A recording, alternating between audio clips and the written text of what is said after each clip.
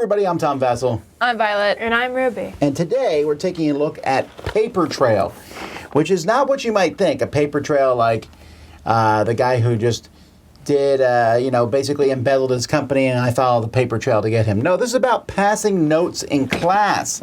Now, I'm not sure this is something you guys are familiar with because A, you're homeschooled, but you have been in classrooms before and things.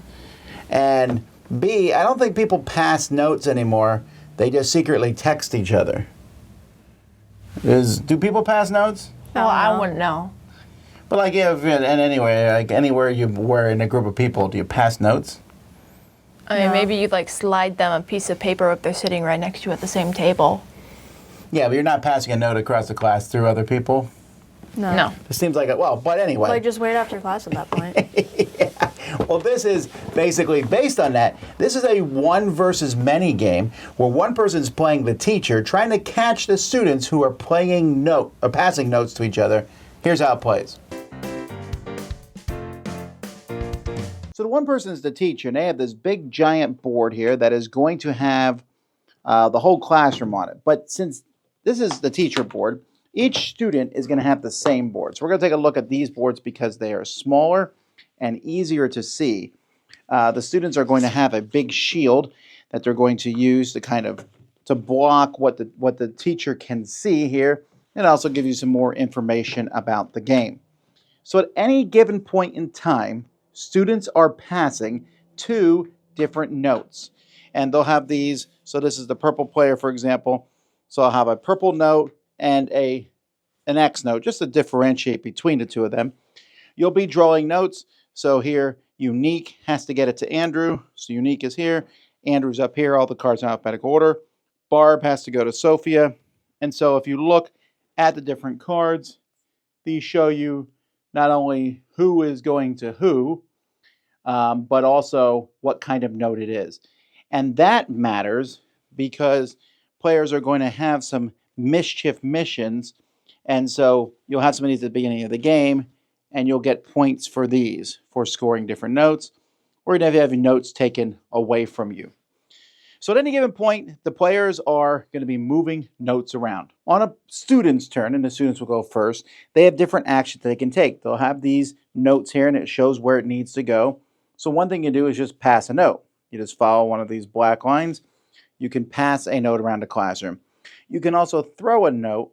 So when you throw a note, you'll see there's these dotted lines. So I could throw a note from Tutu to Tad rather than just pass it from Tutu to Yola.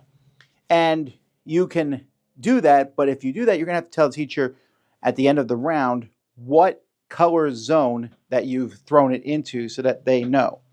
Now, students are going to have student cards. There are cards you can play. Here you can throw a note without making noise.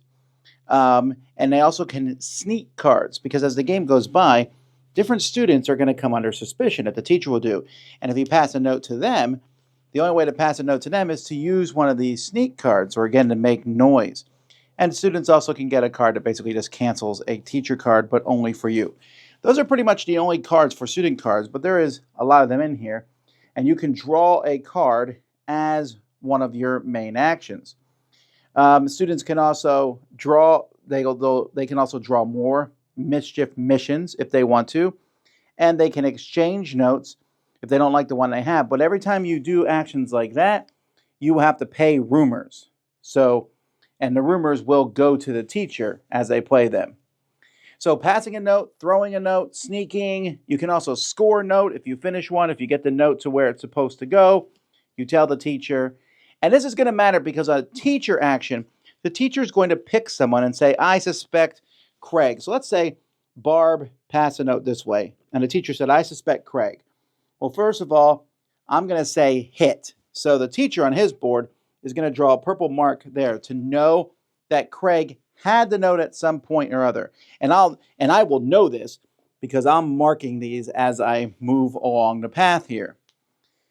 So the teacher can suspect somebody, and then it says hit. And now to get in there, you'll need a sneak action to get something to that player's desk. And multiple teachers could get hit. You can then accuse somebody. So let's say they suspect Ginny, and I say yes because Ginny actually has a note. They can also accuse Ginny, and if she has a note, then that note is confiscated. The teacher will get it, and the teacher confiscates a certain number of cards, then the teacher is going to win. The teacher can also draw and play teacher cards. So there are various teacher cards in the game. You must, interrogate a student, tell them to tell what zone they're in. You can say, okay, who's in the green zone right now? What notes? Or you have to name the endpoint of a note. So there's different cards like that. And of course, the students have a way to cancel those. And so the students will take an action and it goes back to the teacher. And as a teacher is collecting rumors, they can spend them to get extra actions. They get 3 actions, but they can take a 4th action if they spend enough rumors. And that's going to change. I'll show you in the rule book here. At first, it costs 2 rumors, then it costs 3, then it costs 4. So each of your 4th actions will cost more and more as time goes by. And students will be getting rumors depending on how many different, if they pass both of their notes or not. But you'll spend those, and then when you spend them, they go to the teacher. So students can play these actions for free. They're called minor actions. And this will keep going until a teacher catches 4 or 5 notes, depending on the player count, or if a student scores 3 notes. And so if the student scores 3 notes, then the teacher loses, and whichever student has the most points, because you'll have points for, moving your notes that are on them, and the points for the mischief missions that you've done. If the teacher gets enough notes, then the teacher wins. And that's how you play.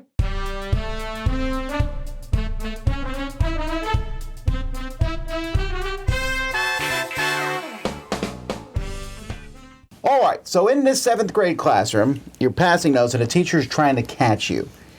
The theme, did you like the theme? Did you like the names of the kids? Did you like the pictures?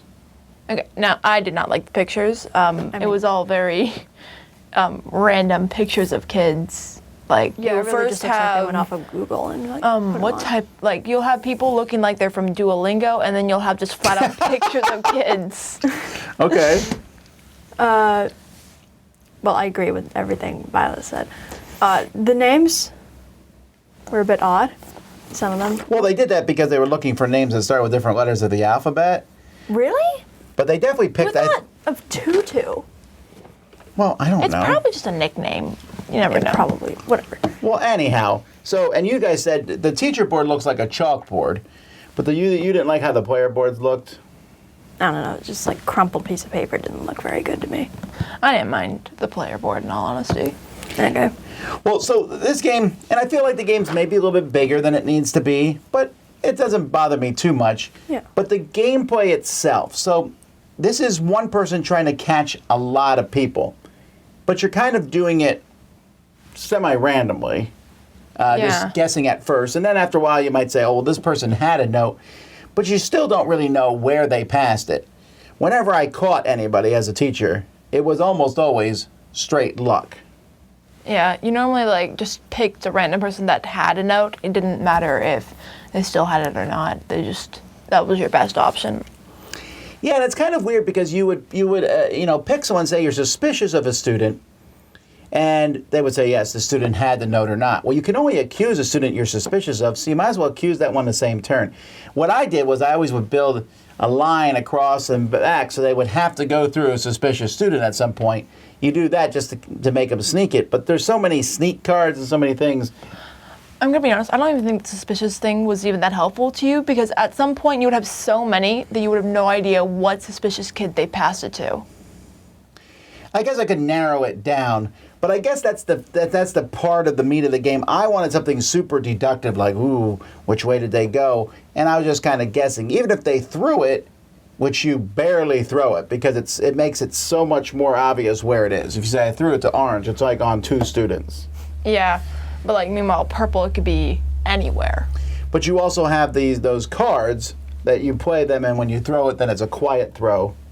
And that's, I don't know, I didn't think that the throw mechanism, I mean, it's a cool, in like a theming, like, ooh, here, I throw a note, and it's just like, I just heard a noise over on that side of the classroom.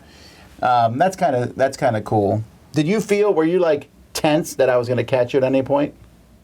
I mean, Maybe a the parts few where times. you did catch us.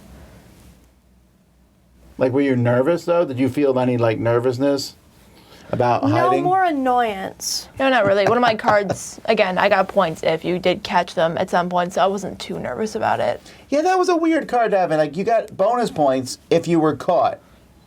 It was So a then why even insurance. try? Again, the cards were worth more. It's just that was basically my insurance if those didn't work out. I could use those as bait.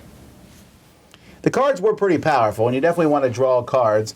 And the whole idea of when you guys did different things, I was crossing off things and I would get extra actions, and you need that, although you're better off not spending them early on because later on in the game is when you need the extra actions, and then you'll run out of them.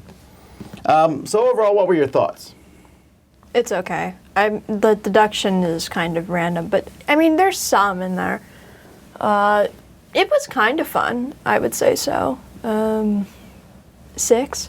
6?